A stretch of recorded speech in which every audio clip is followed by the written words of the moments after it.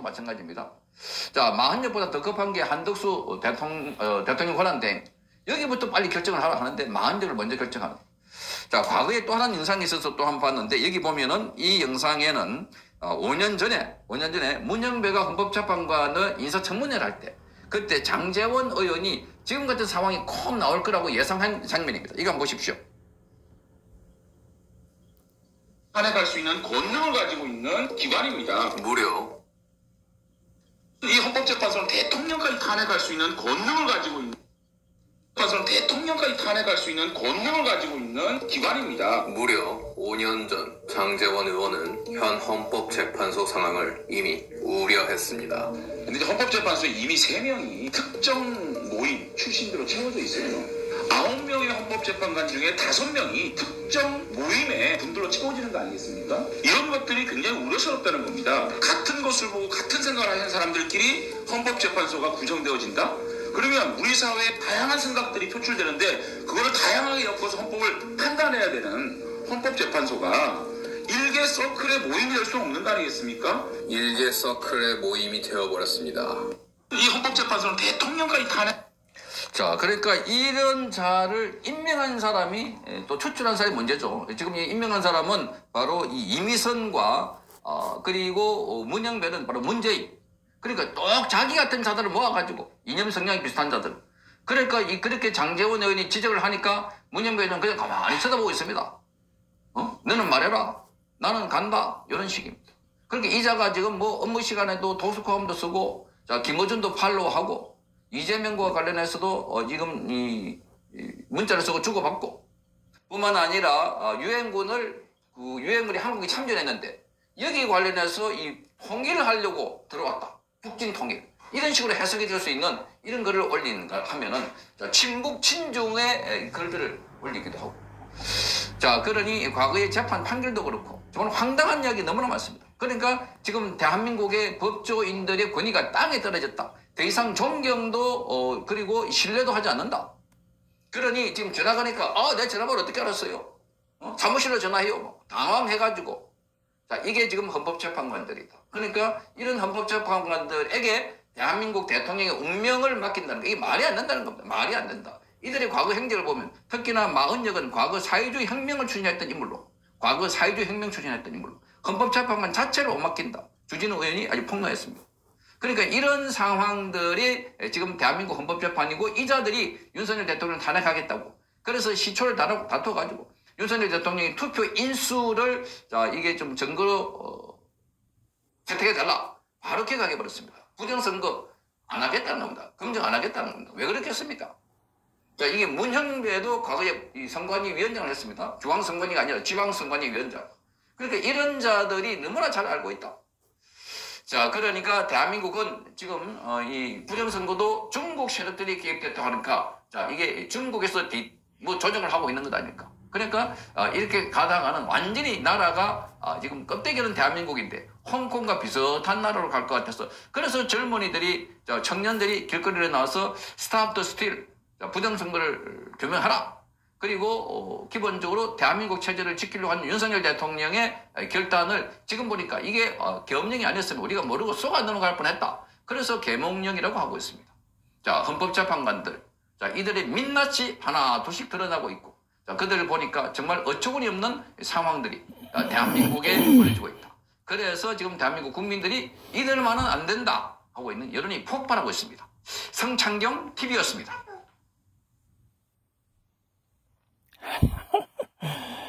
여러분들 잘 시청했습니까?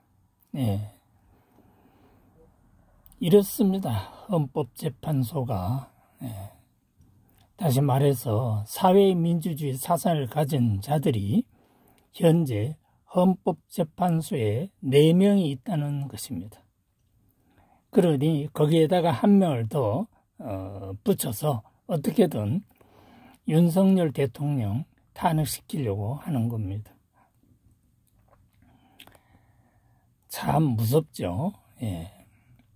대한민국은요, 지금 중국 간첩들이 다 부정선거 해가지고요, 문재인도 대통령이 되었고요, 제21대 국회의원 선거도 중국 간첩들이 선거를 조작해가지고 그 어마어마한 4.15 부정선거를 일으킨 거 아닙니까?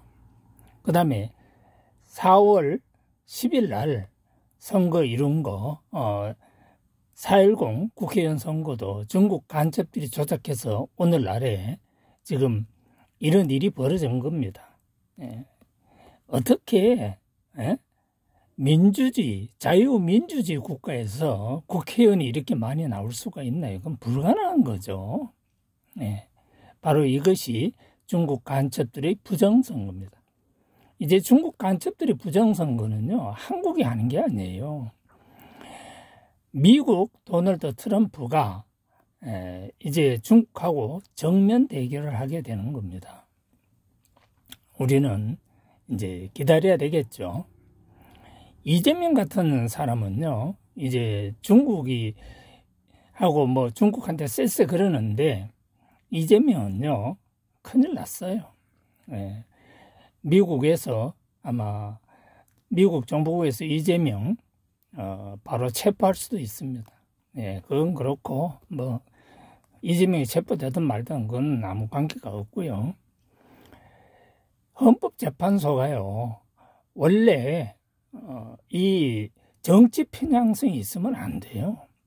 그런데 이 더불어의 간첩당하고 짝짝꿍 해가지고 헌법재판소가 4명이나 웃기는 재판을 하는 겁니다. 방통위 이진숙 그 판결 보세요.